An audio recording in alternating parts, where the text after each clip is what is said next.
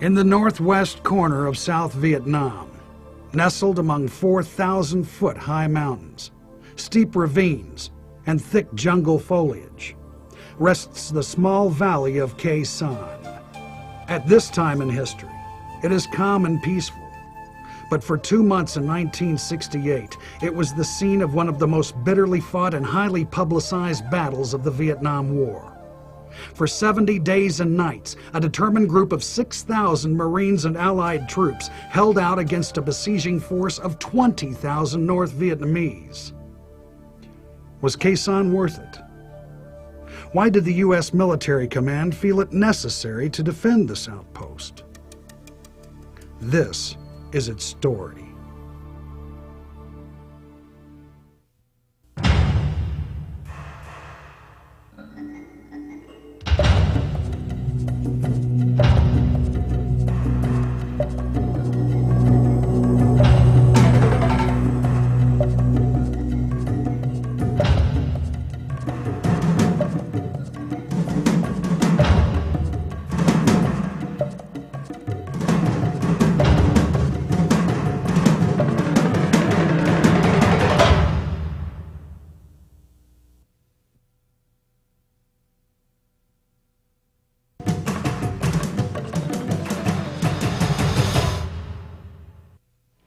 Many times I'm asked what part I think Khe Sanh will play in the history of our country, and it's almost impossible for me to evaluate it since I was so close to the situation.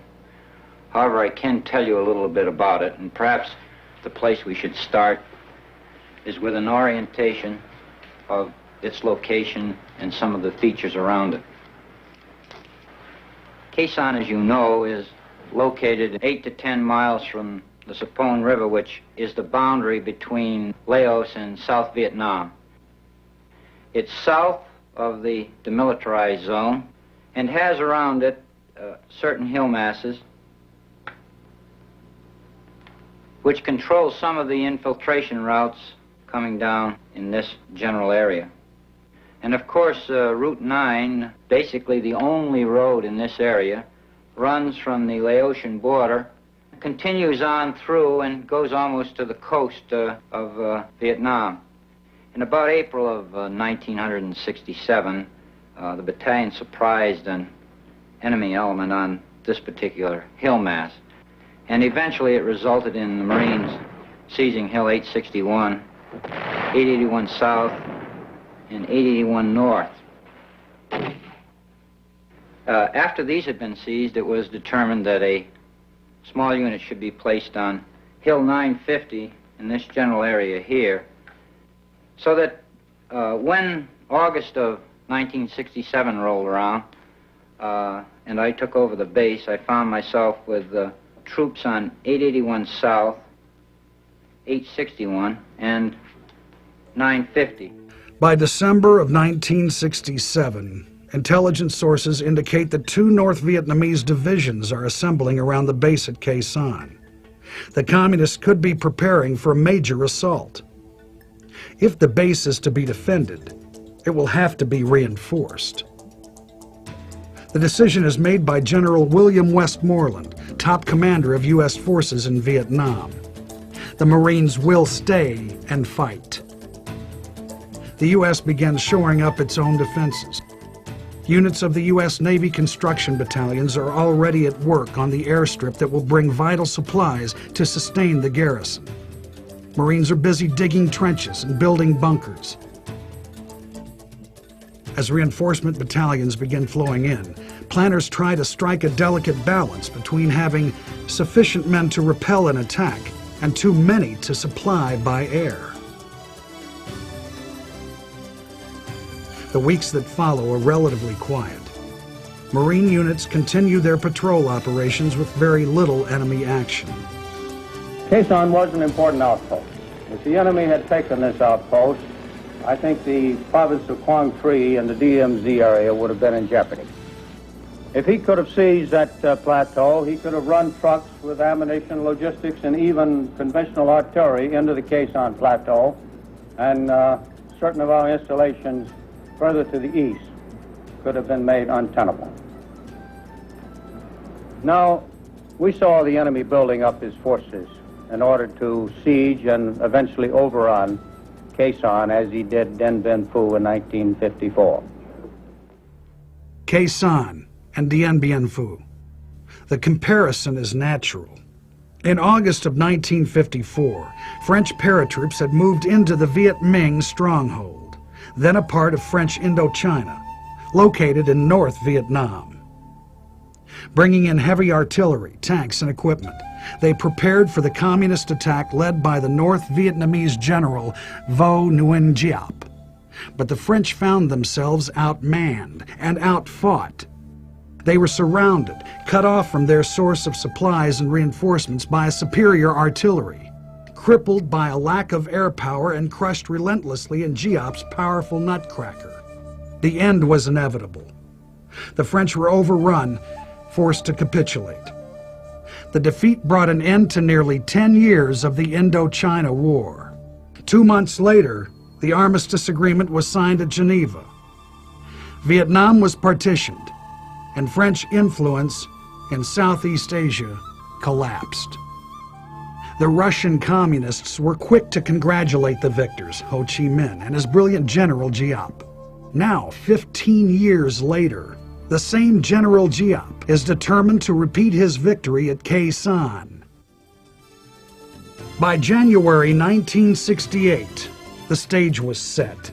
Inside the 1 by 1/2 mile perimeter of the Marine garrison were 6,000 U.S. Marines, a battalion of South Vietnamese Rangers, and a handful of Air Force and Seabee support troops.